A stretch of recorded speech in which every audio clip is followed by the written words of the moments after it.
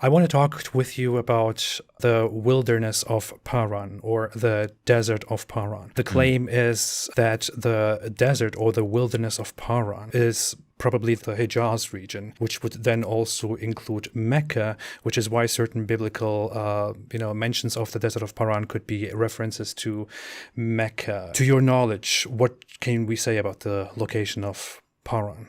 So there are a couple different passages in the Hebrew Bible that give pretty clear indications about where the wilderness of Paran is. One is Numbers chapter 13. This is, talking about the time when the children of Israel have sort of encamped along the southern border of Canaan, and they're getting ready to send in spies. If you look at Numbers 13, they get sent out from the wilderness of Paran in the south, and they go up into the land and they spy it all out, and then they return back to the wilderness of Paran. And it says specifically that they go back, I think it's in verse 26, and they went back to Kadesh, which is in the wilderness of Paran. And this fits quite well, right? The idea that the Israelites are, along the southern border and going in, it's indicating that they're right on the border of Canaan. And if you think about where they've come from Egypt, and then they come up on the southern border. It's got to be somewhere in between Egypt and the southern portion of Canaan, down by the Negev. Also, there's another passage in 1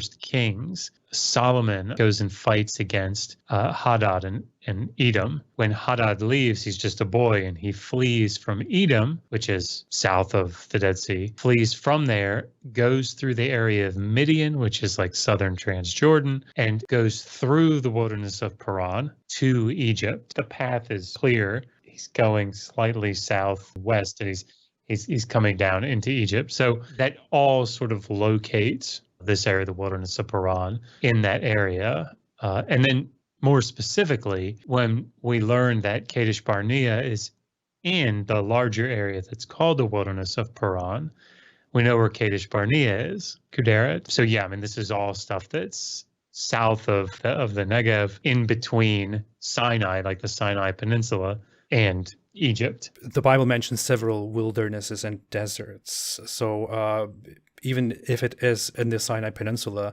that would make it a separate wilderness or a separate desert within the peninsula. It wouldn't mean that there is only one desert or only one wilderness in the Sinai Peninsula, right?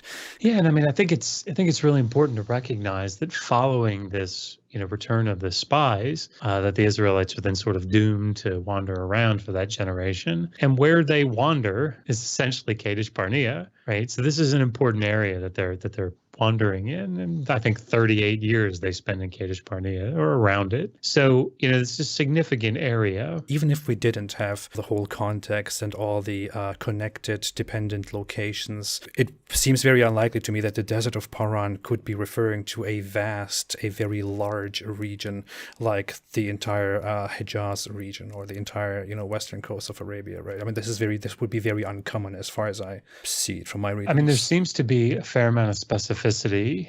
Kadesh Barnea is the city, and then, the larger area in which Kadesh Barnea is the wilderness of Paran. But if you just think about the area above Sinai and to the east of Egypt and to the west of Midian, it's big on a map, I guess, depending on what you're talking about. But it's very much a localized region. If you're trying to make it into an area that's larger, it makes the journey odd for somebody like Hadad coming out and then going somewhere else and then coming back up and going to Egypt. It doesn't seem like that's what they're intimating in the text, if that makes sense. Absolutely. That's very helpful.